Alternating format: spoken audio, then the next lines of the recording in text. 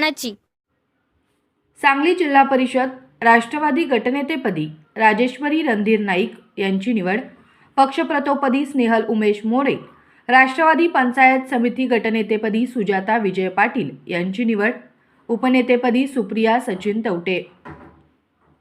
Miraj guest house येथे राष्ट्रवादी पक्षाच्या सांगली जिल्हा परिषद गटनेते तसेच मिरज आणि कवठे महाकाळ पंचायत समितीच्या गटनेत्यांच्या निवडीची प्रक्रिया पार पडली।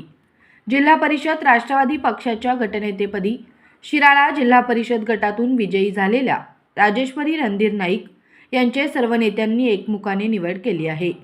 पक्षप्रतोदपदी एरंडोली गटाच्या स्नेहल मोरे, उपनेतापदी करगणी गटाचे विनायक मारुती मासाळ यांची निवड करण्यात आली आहे।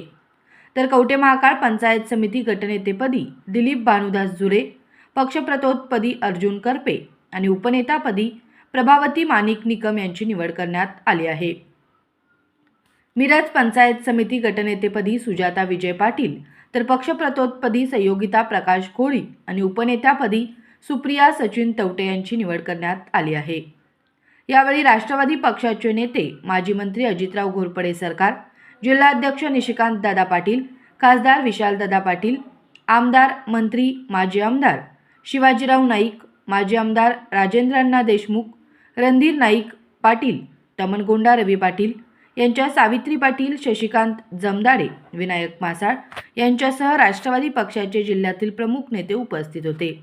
जो पक्ष पहिले 1.25 वर्ष देईल त्याच्यासोबत आम्ही राहणार असा इशारा जिल्हाध्यक्ष निशिकांत दादा पाटील यांनी दिला आहे।